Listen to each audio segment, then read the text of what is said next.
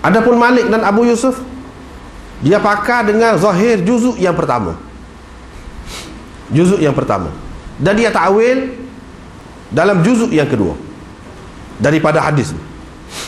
Abu Hanifah dan Muhammad pula dia ta'wil dalam kedua-dua juzuk ni.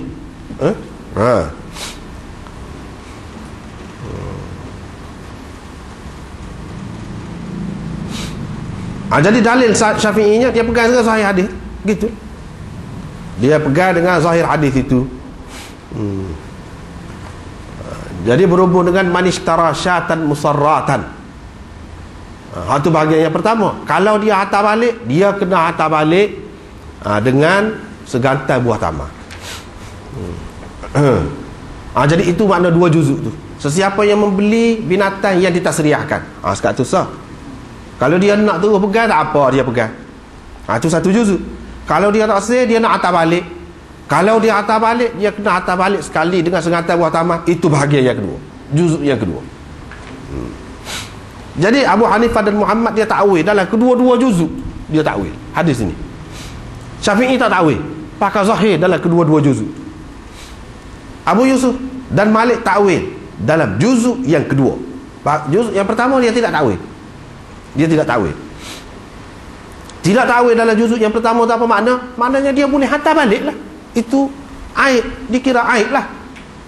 Binatang yang ditasriahkan itu aib. Bila aib, boleh hantar balik lah. Tapi hantar balik dengan segantai buah tamar ada. Itu juzuk yang kedua tu dia ta'wil. Tidak segantai buah tamar, tetapi maksud dengan segantai buah tamar tu makanan asasi di tempat tertentu. Kalau tempat tu orang makan buah tamar, iyalah. Kalau gandum, kalau beras. Mengikut Malik. Tetapi mengikut Abu Yusuf tidak mengikut nilainya, nilai susu. Makna juzuk yang kedua tu dia ta'wil. Juzuk yang pertama boleh hantar balik tu, boleh hantar balik sebab dia kira ini aib. Imam Abu Hanifah ta'wil kedua-duanya. Hak hantar segantai buah tamar pun tak sah pakai. Binatang yang ditasriahkan itu boleh hantar balik atas dasar dia aib pun dia tak sah pakai. Dia tak sah pakai. Itu makna dua juzuk. Dalil Malik dalam juzuk yang kedua, iaitu tamar ini, iaitu makanan yang biasa dimakan orang pada masa tu. Jadi kita kias dengan hak lain, makanan asasi di negeri lain, kita kias. Tak apa kias benda lagu ni. Adapun Abu Yusuf, dia kata hak diganti pada asalnya, iaitu nilai susu tu.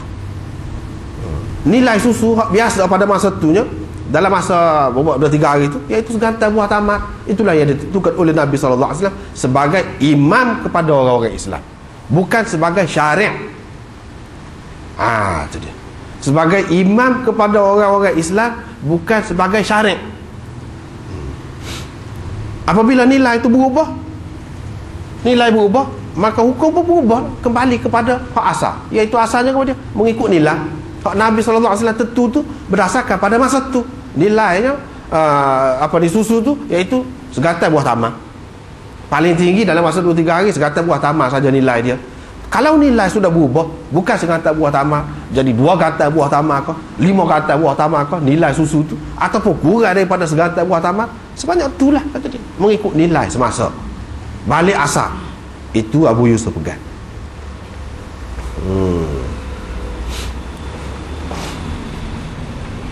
Maknanya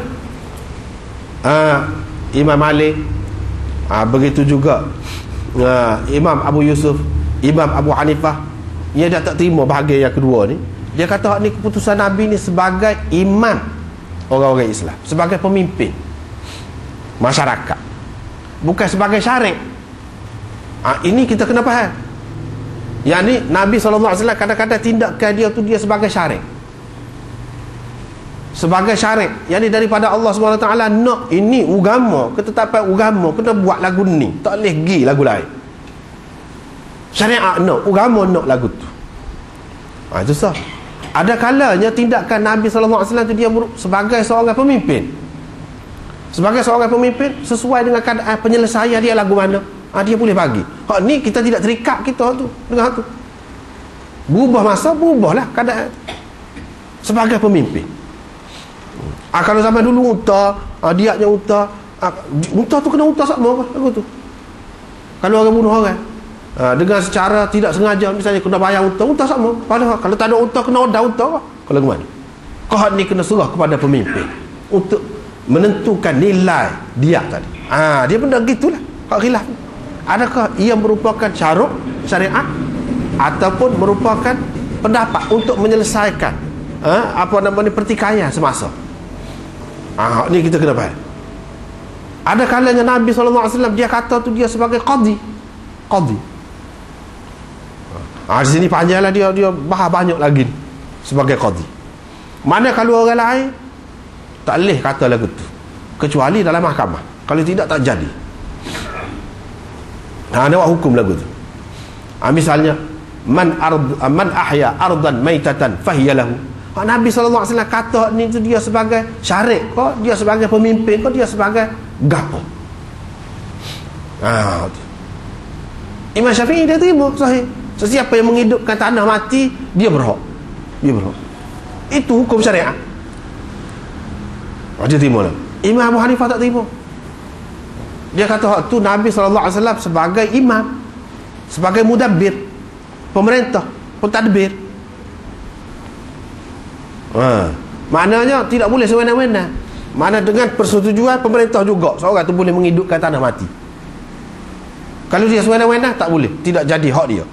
Walaupun dalam hadis tu zahirnya kata gitu. Sebab Nabi SAW kata gitu, dia sebagai pemimpin semasa tu perlu Nabi SAW nak galakkan orang ni supaya mengusahakan tanah yang terbiar tu dia jadi milik dia, baru orang berani.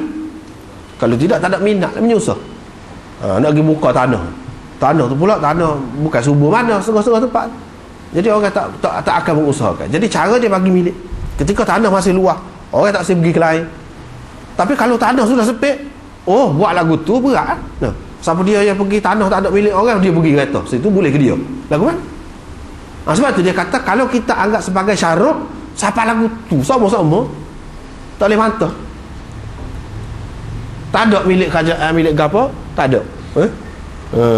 Milik orang ramah tak ada. Kita pergi dalam hutan, pacak-pacak boleh kita. Kawasan lagu mana tak kira. Sebab apa? Hadis tu. Jadi mengikut Imam Abu Hanifah dia tak sih. Dia kata ni sebagai pemerintah, dia kata gitu. Sesuai dengan masa dia menghendaki, dia kata gitu. Dah ni tidak sama. Kalau sama, dia jadi mudarat kepada orang kemudian hari. Ini sebagai pemerintah. Ada Nabi SAW kata dia sebagai ayah, sebagai suami, sebagai ahli psikologi, sebagai peniaga, macam-macam. Jadi kita kena tengok Nabi SAW tu dia sebagai gapo. Kalau dia suruh ketuk kasut dulu sebelum kita pakai tu sebagai gapo? Syarik kau tu sebagai pemimpin tak ayak benda-benda lagu tu sudah kena kebah dulu tempat tidur sudah. Tak ayak tu sebagai ayah. Nasihat kepada anak. Baru kita nampak luah cara dia tu. Tak apalah. Jadi mengikut demo ni bukan sebagai syarat. Bila bukan sebagai syarat, mana tidak tentulah segatai buah tamar tu. Buah tamar yang disebutkan sesuai dengan tempat dia, sesuai dengan masa tu. Nilai kepada susu.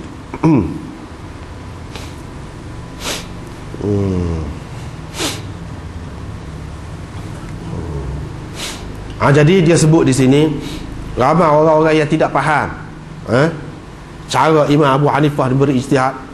Gagal sini dia kata. Dah tuduh orang-orang yang tidak setuju dengan Imam Abu Hanifah ni, dia tuduh kata bahawa Imam Abu Hanifah dan anak murid dia Imam Muhammad ni tinggal hadis yang sahih kerana mengikut kias. Ikut kias hadis ni letak tepi. Dia tuduh begitu. Sebab itulah kalau ahlul ra'yi saja di kalangan orang dulu sebut tak apa, dia faham molek. Orang kemudian ni ahlul ra'yi ni mana dia mengutamakan pendapat dia daripada hadis. Lagu tu dia faham. Itu tak kena.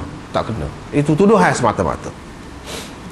Takkanlah dia kata demo dua ni nak canggah kata-kata Rasulullah semata-mata kerana kias dia. Sebab yang dia tak sepakat hadis ni sebab bercanggah dengan usul as-sabitah bil kitab was sunnah. Bercanggah dengan usul yang telah sabit, yang telah dipaham oleh semua orang daripada Quran dan sunnah. Jadi dia takwil hadis ini sesuai dengan usul itulah. Usul tu pun usul syaruk juga, yang dipahami daripada Quran dengan sunnah juga.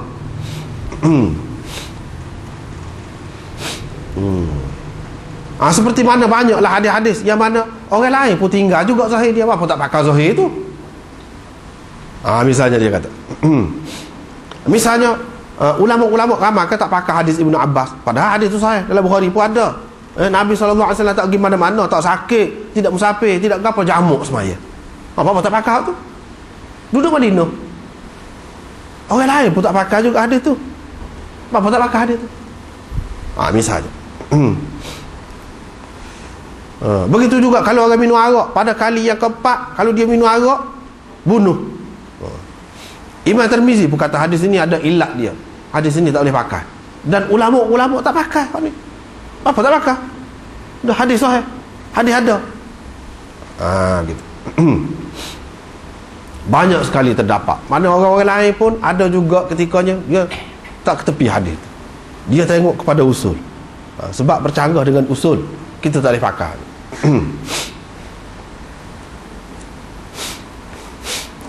Dia kata ada juga sebabnya ia jadi geger ni, setengah-setengah orang tu yang ambil hujah bagi untuk menyokong mazhab Imam Abu Hanifah ni tak kena cara. Apabila tak kena cara, jadi geger lah. Misalnya dia kata alasan yang tak masuk akal lah. Dia kata hadis ini diriwayatkan dari Abu Hurairah. Kata tadi kan sebanyak-banyak hadis yang kita jumpa tadi Abu Hurairah belakang.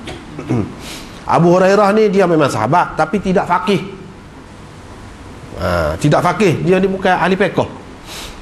Jadi kalau riwayat orang yang tidak faqih lagu ni tidak boleh diterima kalau bercanggah dengan qiyas. Padahal jawapan ini bukan Abu Hanifah bagi, bukan dia kata. Dia tak kata apa. Imam Muhammad kata, tak juga. Anak-anak murid dia besar, tak ada. Cuma orang ahli usul kata ini pendapat Isa bin Aban. Isa bin Aban ini pun dipertikaikan juga. Imam Tahawi kata dia tak kata lagu tu. Jadi faham dari mana? Duduk letak atas dia. Jadi soalannya Imam Abu Hanifah buat alasan tu tak pernah. Dia tak kata gitu. Isa bin Aban pun tidak kata lagu tu. Sebab apa? Tak betul orang kata Abu Hurairah ni, di mana dia ni ahli hadis saja, dia tak reti fiqh. Sebab banyaklah dalam kitab-kitabnya disebutkan, misalnya Tak Zahabi dalam Tazkiratul Huffaz, dia sebut tentang Abu Hurairah ni al-hafiz al-faqih sahibu Rasulillah sallallahu alaihi wasallam, kana min awiyatil ilm wa min kibari a'immatil fatwa ma'al jalalah wal ibadah wat tawadhu'. Dia sebut tu sifat kelebihan Abu Hurairah tu, salah satunya faqih. Jadi orang kata Abu Hurairah ni tidak faqih, tidak mujtahid, tak betul. Tak betul. Jadi kita tak boleh tolak hadis ni kerana semata-mata Abu Hurairah riwayat, tak boleh.